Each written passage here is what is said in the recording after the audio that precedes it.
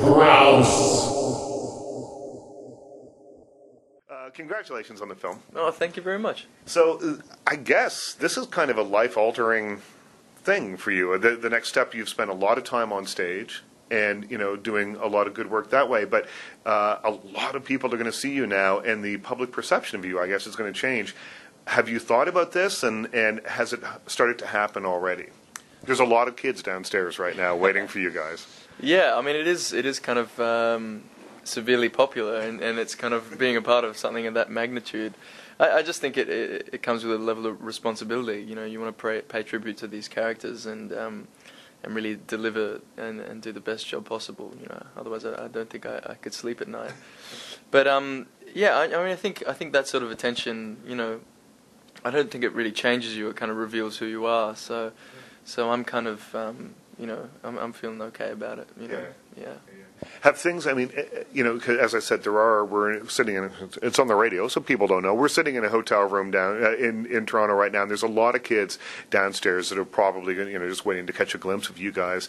What's it like for you to have that sort of level of attention? I mean, is it kind of cool at first? Is it, can you still, I mean, once the movie opens, I don't know, it might change a little bit, but, your life will change a little bit, I think, right? Yeah, I mean... if you let it, I guess. I think, yeah, you can choose to buy into it, and I kind of imagine that it's relatively possible to lead a reasonably normal life, But on the other hand, it's great to see that support, to have all these people out who are kind of really passionate and enthusiastic about these stories, and it's no wonder, because it really is kind of addictive stuff.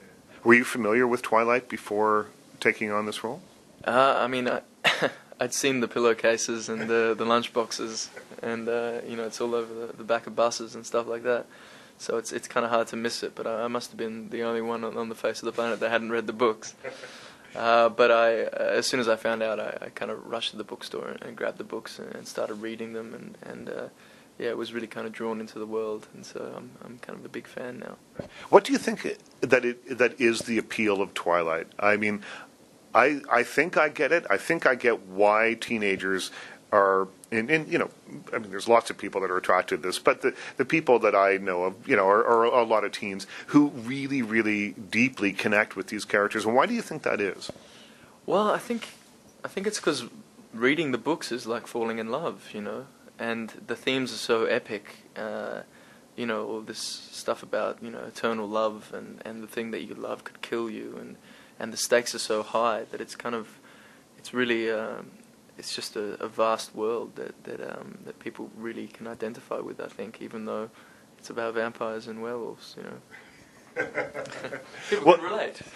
I think it's as I was watching this new one, as I was watching Eclipse, I was thinking, this has kind of the perfect blend of romance and all that sort of end of the story with some really cool action. And I mean, is it perhaps? I mean, it's kind of the perfect date movie, I guess. Everyone can take something away from it. Yeah, something for the guys, something for the girls. Yeah. But I have a sneaky suspicion that the girls will like the action and the guys will like the love.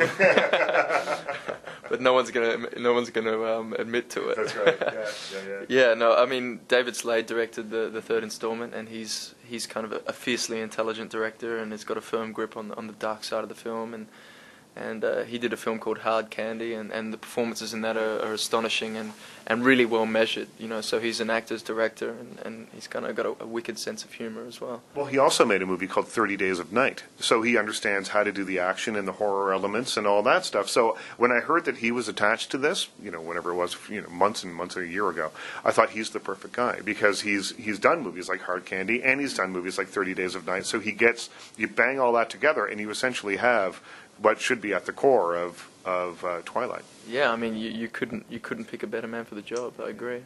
Tell me a little bit about some of the physical training that you must have had to do. There are fight scenes in this, and it's not in your role in particular as well. There's lots of physicality. Did you have to go through fight training? Did you have to do all that sort of thing?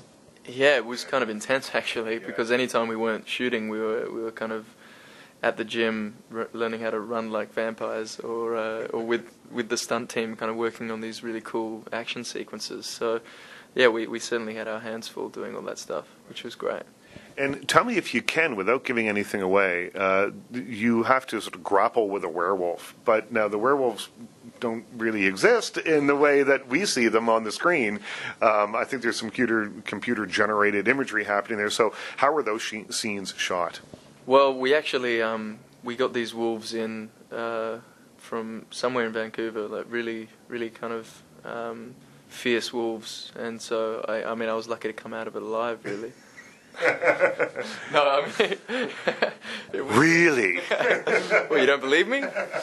No, it was tough, you know, because you got to imagine that these wolves are actually there, and it looks like you're having some sort of like psychotic attack. Yeah, yeah. If you walked on set, you'd be like, what is wrong with this guy? Really, it's like a tennis ball on the end of a string or something that you're a piece of fur on the end of a stick that's kind of poking you, but yeah, I mean, it's just kind of an exercise in your imagination, I think. Yeah, that was kind of certainly challenging. Tell me a little bit about walking into the Twilight family. You've got people that have made a number of films together, and they've been made fairly intensely. You know, it's sort of one after the other. So these people and the crew, I imagine, have been working together for quite a long time, and you're the new kid on the block coming in. Tell me a little bit about walking into that situation.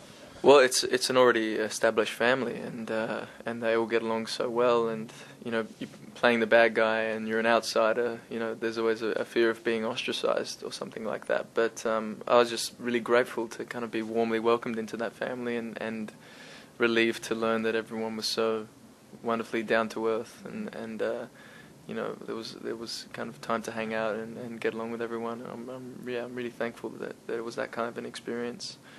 Yeah. Now, what do you hope audiences will take away from this? Because this movie, to me, feels a little different than the other two Twilight films. It's a little darker, I think. It's a little bit more mature, I think, because the characters are aging a little bit, and their feelings, I guess, are deepening, and you know, things are changing for them. What do you hope audiences walk out of the theater saying? Well, I mean, it's really exciting because this is the first time, I think, in the saga where the story departs from Bella's perspective. So you get a chance to really explore the history of the other characters, like particularly in the Cullen family. Like you learn more about Jasper and Rosalie, and it gave me something more to do as well, you know. So I think, you know, it's hard to say what people, you know, kind of come out saying, but I think it really is a really exciting film, and it's got something. Richard Crouse.